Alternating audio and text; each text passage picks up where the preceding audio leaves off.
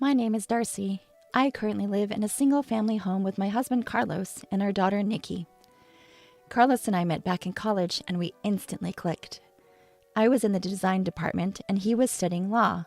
We happened to be in the same club. After graduating, I took a job at a design firm and was doing what I loved. Carlos and I dated for a few years and got married in our early 20s. I continued to work during my early pregnancy, but once Nikki was born, I decided to focus on raising her. Carlos and others encouraged me to prioritize parenting, so now I work from home. By the way, Carlos passed the bar exam after college and is now working as a lawyer. Mommy, I'm going to play with my friends. Be back before it gets dark. Okay.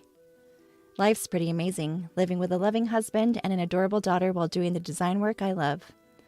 Then, one day, something unexpected happened. I was out shopping a bit far from home when I saw my mother-in-law, Christine, struggling with some heavy bags. I couldn't help but approach her. Mother-in-law!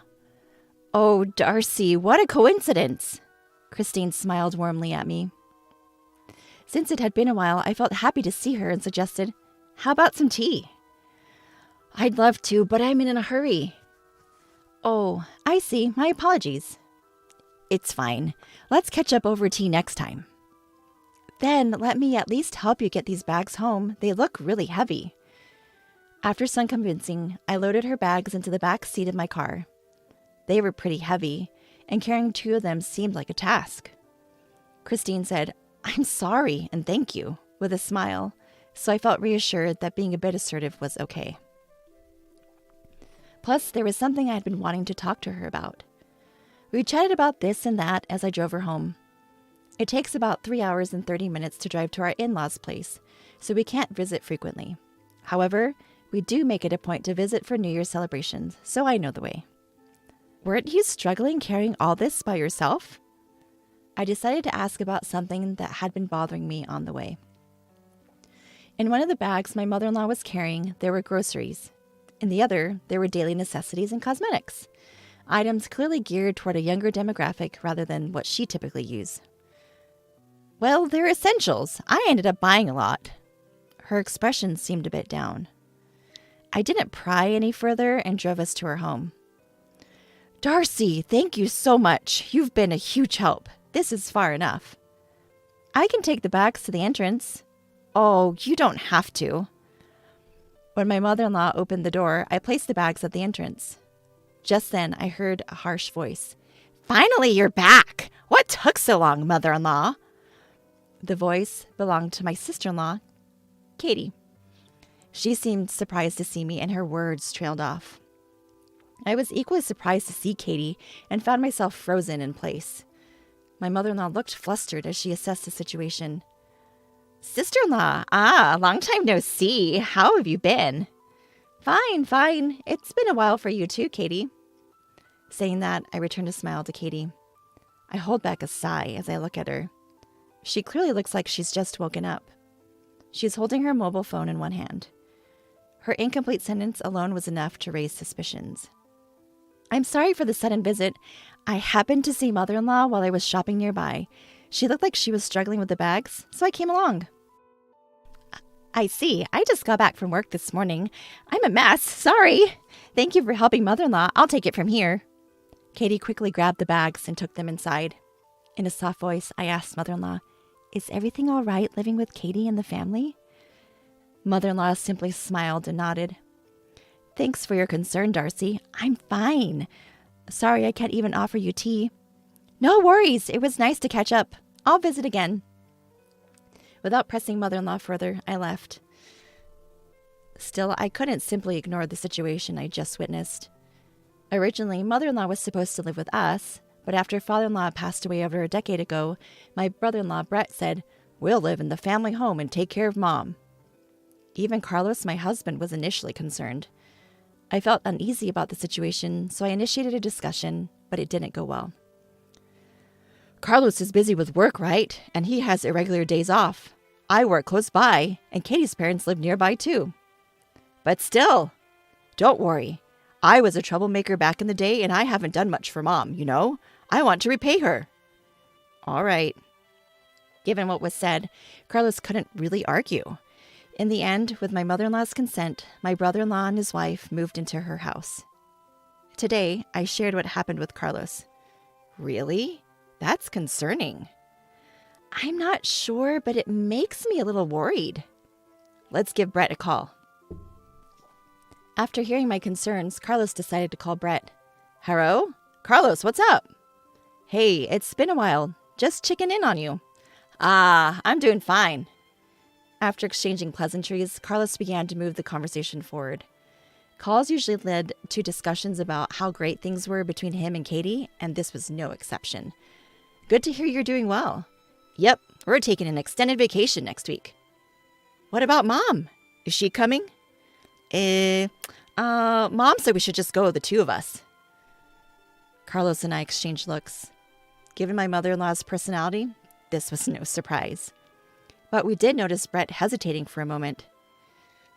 In that case, let's have Mom stay with us during that time. What? At Carlos's words, Brett raised a surprised voice, and I looked up. Carlos, who smiled at me, nodded slightly and continued. We haven't seen Mom in a while, and I think Nikki will be thrilled. I'll get in touch with Mom. So it's settled. Hey, wait! Carlos cut off the call before Brett could finish. Carlos exhaled deeply and looked at me with a serious face. We had stumbled upon an opportunity to discuss my mother-in-law. Following that, Carlos promptly arranged the dates with Brett. I coordinated with my mother-in-law, and she agreed to stay with us for about a week. Granny's coming today? Yes, isn't it exciting? Yeah, Nikki loves Granny. Nikki was ecstatic that her grandmother would be staying over. A few days later, my mother-in-law arrived at our home with minimal luggage. As soon as she entered, she looked relieved and bowed her head. I'm sorry for intruding for a whole week. Don't worry about it. You're more than welcome. Nikki has been looking forward to this, so please make yourself at home. And so we spent a week together with my mother-in-law. However, I felt uneasy about my mother-in-law's actions from day one. Before her arrival, I cleaned up the home office I usually use for work to make space for her. When I showed her the room, she immediately said, Oh, you've prepared such a room for me. I feel bad. I'd be okay just with a corner. No worries. Please feel free to use the room. I only use it for work anyway. I convinced her to use it, but she still seemed apologetic. Also, with the kids off school today, I was planning to make lunch for the three of us when she said, Let me cook. Can I use the fridge? She kept insisting on doing household chores even though I wanted her to relax. Gratefully, I managed to get her to unwind in the living room by having Nikki play with Granny. Additionally, she would say things like, Oh, don't go through the trouble of snacks for me. I'm not worth it. Or, I'm fine with whatever's left over. Cold food is enough for me. As if she's an outsider rather than family. She used to be much more vibrant. It was painful to see her belittling herself like this. When Carlos came home while Nikki and mother-in-law were chatting, I filled him in on how she was acting. I see. Thanks for letting me know. I wish she would value herself more. Let's keep an eye on her. It's only the first day. Right. And just when it was getting late and we were about to go to sleep, my mother-in-law said, I guess I'll borrow this spot for a bit. Carlos and I were at a loss for words at her action. She was trying to lie down and sleep on the basement floor. Mom? Carlos was speechless. I said as calmly as possible, Mother-in-law, please consider this your room until you leave. Use a comforter so you don't catch a cold. But won't that be a bother? Absolutely not. We want you to be comfortable and enjoy your stay here. I looked her straight in the eye, trying to convey my sincerity. From her behavior, it was obvious what kind of life she's had with her own family. When I smiled warmly, mother-in-law's eyes filled with tears, and she finally broke down. It's been 10 years since I've slept in such a warm place. Thank you. What? My mind reeled from what I just heard. Carlos's voice was several octaves lower, filled with disbelief. Hey, Mom, tell us the truth. Are you getting along with Brett and the others? How's life been? Mother-in-law chuckled awkwardly before speaking. Well, getting along might be stretching it, but I have to make do, right? I mean, if they ditched me, I wouldn't know how to fend for myself at this age. Slowly, mother-in-law began to share the grim reality of her life with us. Turns out, it was much worse than we could have ever imagined. She was handling all the housework in that home. Whenever Katie was a little unhappy, she would raise her voice at her. All the shopping responsibilities were left to mother-in-law. She would buy whatever they needed. Moreover, mother-in-law was shouldering most of the living expenses. Clearly, her son-in-law and his wife had ulterior motives when suggesting they move in together, mainly to exploit mother-in-law's finances. Mother-in-law would only eat after the two of them were done, usually in the basement. The basement didn't even have heating, so she was freezing during the winter months. It's been a long time since I've had a meal like today's. I was always alone, you know. What? Are you serious? The reason mother-in-law wanted to sleep in the basement was that it had become the norm for her at her previous home. Both Carlos and I were at a loss for words. Initially, when Brett and Katie moved in, they were kind to her. At first, mother-in-law was happy and thought it was a good idea to live with them. However, as the years went by, their behavior changed drastically. Initially, Katie used to cook, and Brett would help with other chores. I'm so tired. Brett, you work so hard. Let me take care of things today. You should rest. Really? Thanks, Mom. That was probably the beginning. Mother-in-law, I'm really tired today. Oh, sorry, Katie. I have plans with the neighbors today. What? You're prioritizing them over me? Oh, I apologize. That's selfish of me. No, that's not it. Don't worry. I'll prepare dinner when I get back. This is my room, and this is Brett's room. Slowly but surely, they began to change how they treated mother-in-law, manipulating her more and more. Eventually, she found herself taking on almost all of the housework and contributing financially as well. Initially, she was using what used to be father-in-law's study as her room. It was a well-equipped space with a bed and other furnishings. She was delighted to be able to use such a cherished space as her own room. Even the study wasn't safe from Katie's reach. One day, Katie suggested, "Let's renovate this old study." Hold on, Katie. This is my husband's cherished study. Can we please leave it as is? I'm just thinking of your well-being, mother-in-law. Why do you have to make me look like the bad guy? I'm sorry, but I like it the way it is. Really? This room is outdated. It looks worthless. With that, Katie reached for a piece of glasswork. That was a music box made of glass, a favorite of my late father-in-law. He bought it during a trip they took together. It was something he treasured, but Katie deliberately dropped it. Oops, my bad. That wasn't on purpose. Oh. Wow, the glass is shattered everywhere. It's so dangerous. What a waste to keep this room the same, especially with all this junk. Please, don't touch anything else. Who do you think you're talking to? Fine, I'll leave this study alone, but from now on, you take care of everything in the house. And with all this junk, it's too dangerous for you to sleep here. You should sleep in the basement. What? Any complaints? In the end, mother-in-law agreed and had to sleep in the basement. I felt like passing out, hearing all these shocking stories. At the same time, I was angry with myself for not noticing sooner. I'm sorry, Mom. How could I have not realized? Don't blame yourself. I was hiding it too. Isn't it pathetic?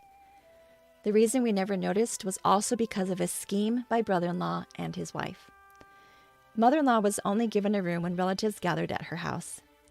But the room was empty, no bed, no furniture, and if she dared to speak up, they threatened to demolish her study.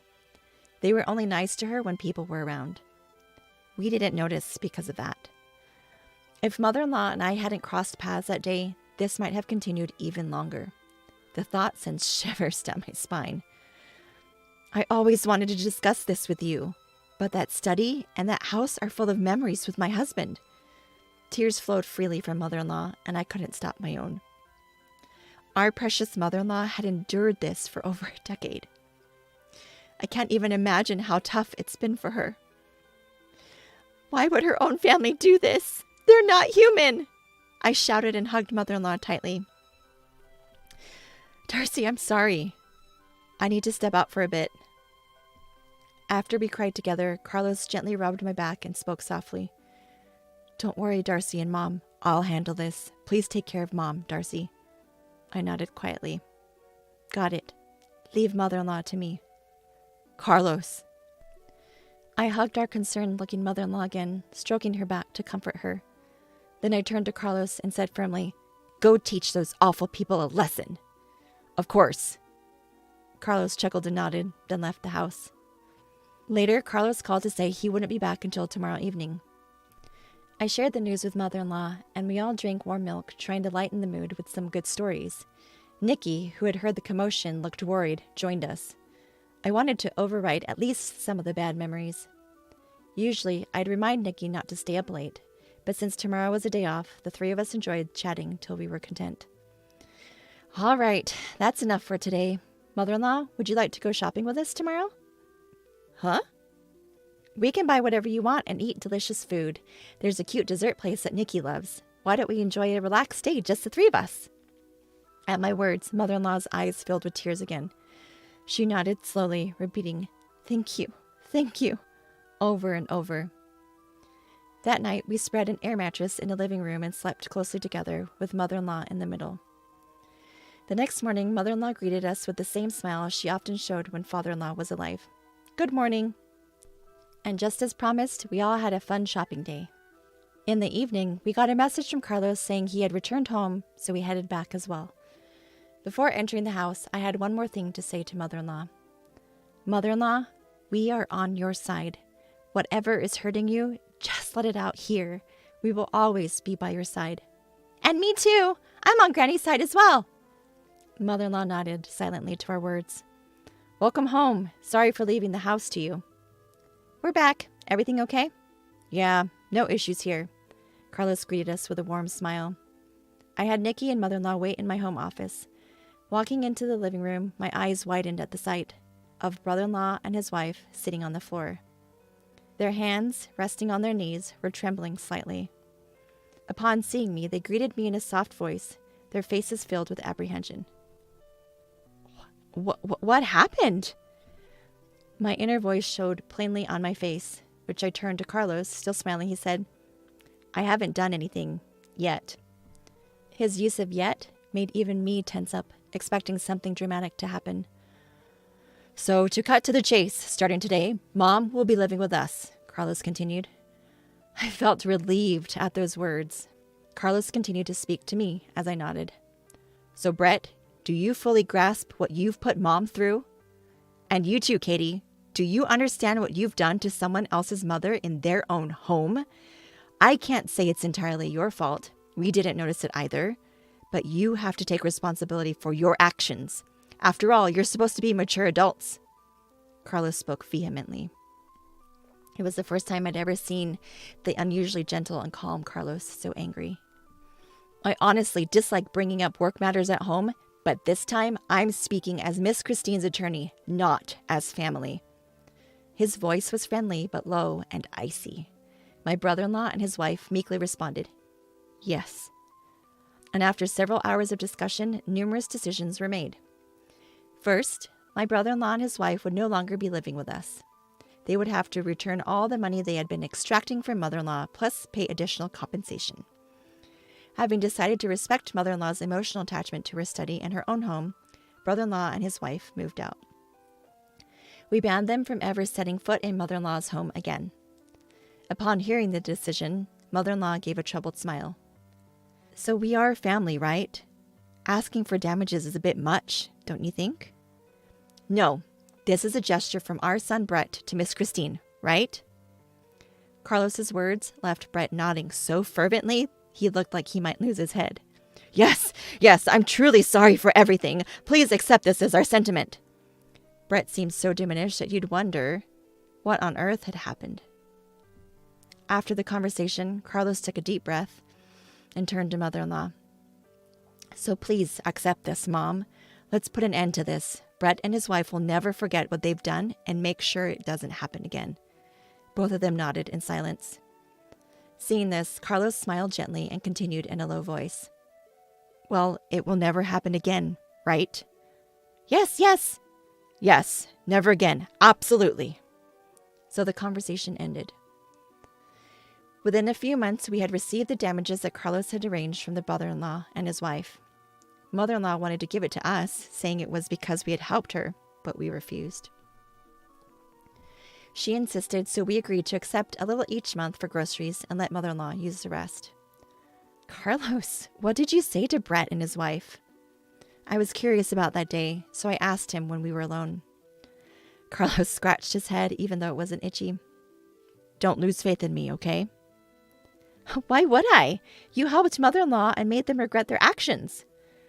Actually, Carlos had contacted Brett immediately after hearing what had happened. It's strange for me to say, but I rarely get angry. But when I do, people say I'm scary. I think I really scared them when I called. He told me where he was right away.